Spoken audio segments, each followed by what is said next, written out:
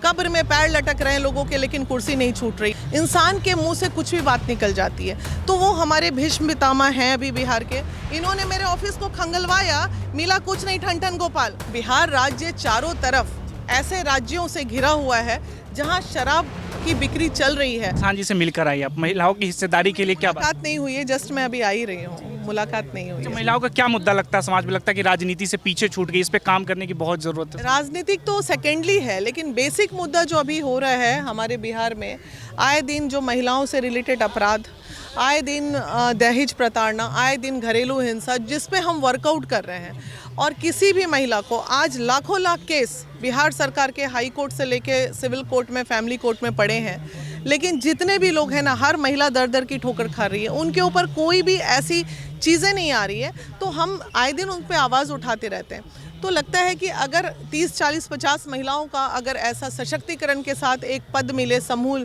कहाँ फेल हो रही है महिला विकास मंच?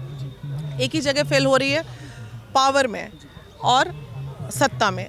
तो अब लग रहा है कि अगर इस बार भी महिलाओं को मौका नहीं मिला 2025 में, तो फिर जो 15 साल समाज को मैंने पर्सनली दिया है और हमारी टीम ने, जो लाखों लाख महिलाएं पूरे बिहार में कार्य कर रही हैं, पूरे 3800 जिला में हमारी टीम है, तो फिर हम तो इसी तरह डफली बजाते रह जाएंगे।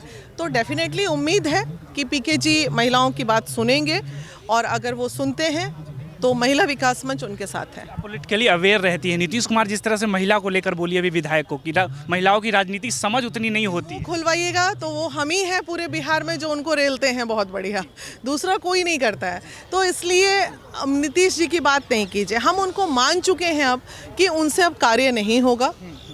और एक एज के बाद आदमी मानसिक रूप से और शारीरिक रूप से कमज़ोर हो जाता है। ऐसी विक्षिप्त स्थिति में इंसान के मुंह से कुछ भी बात निकल जाती है। तो वो हमारे भीष्म पितामह हैं अभी बिहार के, और वो अनर्गल बातें आए दिन करते रहते हैं। कितना उनको हम सुनाएं, बहुत उम्र में छोटे हैं। तो अब वक्त ये आ गया है कि हमें अपनी सुरक्षा खुद करनी है।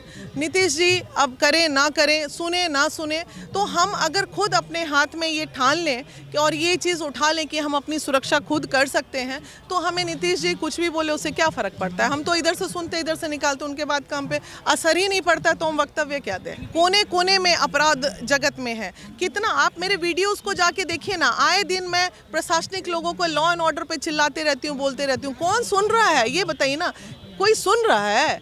सब कान में तेल डाल के सोए हुए हैं, क्योंकि डर ही नहीं है, भय खत्म हो गया है। बिना भय का प्रीत नहीं होता। अब बिहार को अगर बचाना है तो डेफिनेटली कुछ बदलाव चाहिए, और उसी बदलाव के लिए आज मेरे कदम पहली बार किसी राजनीतिक प्लेटफॉर्म पे आए हैं। अदरवाइज 15 साल से मैं सिर्फ समाज को सेवा ही कर रही थी, मैंने कभी राजनीति के लिए सोचा नहीं था। पहली बार आए हैं और प्रशांत किशोर से जुड़ने की कोशिश करें, कौन सी बात कनेक्ट कर गई कि ये बात तो बहुत सत्य बोल रही है समाज को लेकर प्रशांत किशोर? हाँ बिल्कुल, मुद्दे की बात करते हैं, बच्चों की भविष्य की बात करते हैं, और सब नए व्यक्ति को मौका मिलना चाहिए। अब ये चला रहा है बाबा आदम के ज़माने से कि वही कुर्सी, अरे कब्र में पैर लटक रहे हैं लोगों के, लेकिन कुर्सी नहीं छूट रही है। तो ऐसा भी तो नहीं होना चाहिए। व्यक्ति को खुद एक वक्त ऐसा आता है कि नहीं भाई अब हमसे काम नहीं, जिसमें अभी 4 युवाएं हैं ना, सम्राट हैं, चिराग पासवान हैं, तेजस्वी हैं, और नए नए मंत्री बने हैं। उन लोगों को मौका दीजिए ना युवाओं को आगे आने का। ये लोग छोड़ते ही नहीं हैं।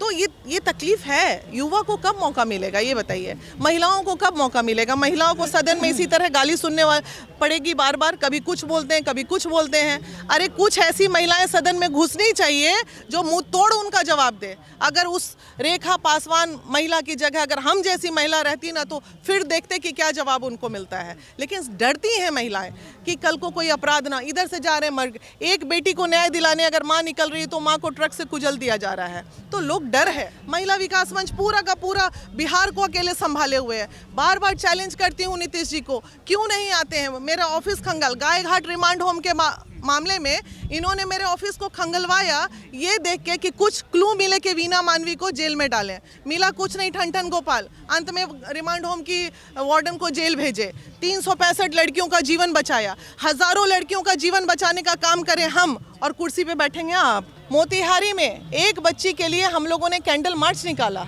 ठीक है, हो गया, अपराधी जेल भी चले गए, और 15 दिन बाद वो बच्ची अपने पेरेंट के पास वापस आ रही है। तो फिर वो बच्ची कौन थी जिसको हमने जलाया रेप और हत्या के मामले में? तो ये हमारा प्रशासन है, तो क्या कीजिएगा आप बताइए, इस पे कौन अंकुश लगाएगा? वो नहीं लगाएंगे तो हमारे पास तो पावर है नहीं। अब वो तो सुनते ही नहीं है कुछ, तो जब सुनेंगे नहीं तो कहीं ना कहीं आक्रोश तो होगा समाज में। ऐसा आखिरी सवाल पूछते हैं, नीतीश कुमार जिस तरह से कहते हैं कि बिहार में शराबबंदी बहुत सफल है, जाकर महिलाओं से पूछे क्या स्थिति है। आपके पास तो बहुत सारी महिलाएं आती है, लगता है जमीनी हकीकत में ये इम्प्लीमेंट हुआ है? बिल्कुल नहीं हुआ है। और देखिए, जहां बिहार राज्य चारों तरफ ऐसे राज्यों से घिरा हुआ है जहां शराब की बिक्री चल रही है, वैसी परिस्थिति में आप शराबबंदी करना चाहेंगे तो वो असफल होना ही था। और आप नियम बदलिए, आप कानून बदलिए। आज आपके शराबबंदी की वजह से अपराध तो रुका नहीं, लेकिन कहीं ना कहीं हज़ारों नहीं लाखों करोड़ रुपए का हमारा नुकसान हुआ है रेवेन्यू का। इसको कौन झेलेगा जी? आपके ईगो के कारण मान लीजिए आपसे कंट्रोल नहीं हुआ है ना। वहाँ पे गुजरात में चले जाइए, हर वीआईपी मतलब 5 स्टार होटल में शराब अवेलेबल है। तो भाई जो उस तबके के लोग हैं, जो वीआईपी लोग हैं, शादियाँ बाहर कर रहे हैं, कॉर्पोरेट कल्चर की मीटिंग बाहर हो रही है, तो ये नुकसान कौन झेल रहा है? बिहार झेल रहा है। जब आप कंट्रोल नहीं कर पाए हैं उन चीज़ों को, तो कम से कम डेवलपमेंट के लिए तो सोचिए। बड़ी बड़ी कंपनी नहीं आती है, तो इसलिए नियम बदलिए, आप अंकुश मत लगाइए। आप बताएंगे, इसमें कुछ ऐड करना चाहेंगे? क्या नाम हुआ? नहीं, पूर्णिमा भारती रक्सौल से हूँ। ऐड क्या करना है, जो मैडम बोली है मैं बातों से सहमत हूँ। चाहे जितनी मंच बन जाए, सरकार का वर्चस्व नहीं चलता रहेगा और किसी मंच की वैल्यू नहीं है, किसी महिला थाना की वैल्यू नहीं है। कोई एक महिला थाना बताइए जहां हमारी महिलाएं जाके और गाली सुन के और डांट सुन के नहीं आती है। महिला थाना प्रभारी के द्वारा हमारी महिलाओं को टॉर्चर किया जाता है। तो हम लोग एक प्रशांत में उम्मीद देख रहे हैं और ये भी हमारे उम्मीद पे खरा नहीं उतरेंगे। तो हम महिला विकास, हम लोग सारी बिहार के महिला को इनको आगे करके हम लोग एकजुट होकर हम लोग अपना मंच बनाएंगे। हम लोग अपना एक प्रयास करेंगे कि हम लोग सिर्फ महिला बिहार में आगे बढ़ के हम लोग अपना भी आनी चाहिए। सिर्फ 70% आरक्षण दे के बेवकूफ़ बनाने का जो ये लोग काम किए, उस बेवकूफ़ी में अब हमारी महिलाएं नहीं।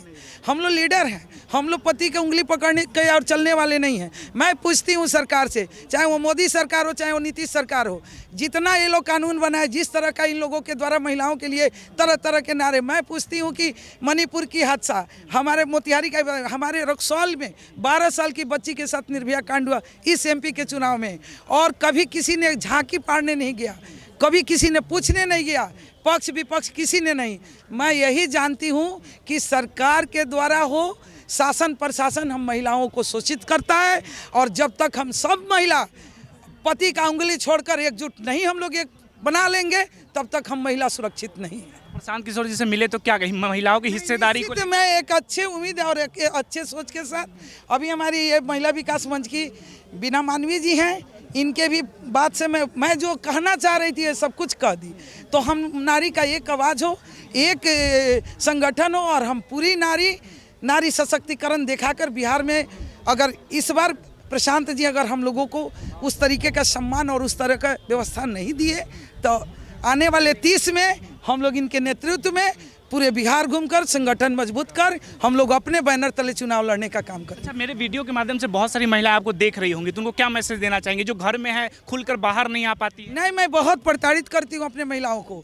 मुझे प्रताड़ना होती है कि 70% आरक्षण और महिलाएं मुखिया, पति चेयर पे बैठे हैं, पति मुखिया जी हैं, महिलाएं जो है प्रमुख और पति प्रमुख बोले जाते हैं, चेयर पे प्रमुख बैठते हैं। मैं वो ऐसे महिलाओं को कहूँगी, या तो चुनाव नहीं लड़ो, या तो लड़ो तो अपने बलबूते से अपने चेयर को संभालो और अपने समाज को बेहतर बनाने का काम करो। देखिए, यहाँ जो प्रशांत सर का जो काम करने का जो अंदाज है वो जात और धर्म से ऊपर है, और कुछ वो जनता के लिए सोच रहे हैं और जनता के हित में काम करने का सोच रहा है। तो ये चीज़ प्रभावित कर रहा है। अभी लोगों का जुड़ाव इनसे बहुत ज़्यादा ही हो रहा है, क्योंकि ये एक होता है ना, निजी स्वार्थ पे हम लोग को नहीं लगता कि निजी स्वार्थ पे किसी तरह का कोई काम कर रहे हैं। ये पूरा पब्लिक देख रही है और समझ रही है, और जितने भी एजुकेटेड लोग हैं वो इनसे इम्प्रेस हो रहे हैं। बस यही सब इनके काम करने का जो तरीका है वो मुझे बहुत अच्छा लगा, और इसलिए मैं इनके साथ इस पार्टी को आप क्या करती है? हाउसवाइफ है या अभी कहीं प्रोफेशन में जुड़ी है? दोनों समाज सेवा भी करती हूँ। और जी, तो कई लोग जिस तरह से कहते हैं कि महिलाएं राजनीति के लिए नहीं बनी है, तो आप क्या सोचती है इसमें? ये तो सोच की बात है। महिलाएं हर चीज़ के लिए बनी है, चाहे तो राजनीति भी करेगी, चाहे तो हाउसवाइफ भी है, बहुत सारी है कि सर्विस वुमेन भी है, बहुत सारी है, हर तरह के, मतलब कोई एक कहता नहीं कि कोई पैमाना नहीं है कि महिलाओं का कौन सा काम है, हर तरह का काम कर सकती ये है। सवाल हम इसलिए पूछ रहे हैं कि अभी नीतीश कुमार जिस तरह से विधानसभा में बोले महिलाओं को लेके कि समझ जितनी नहीं है तो मत बोलो, तो वो कहने का इंडिकेशन तो वही था कि राजनीतिक समझ बहुत कम है। ये अपने अपने समझ की बात है बस। जब प्रशांत किशोर जी इतनी सारी बातें कर रहे हैं, सबसे ज़्यादा कौन सी बात प्रभावित कर रहे हैं कि लग रहा है ये बात बहुत कनेक्ट कर गई?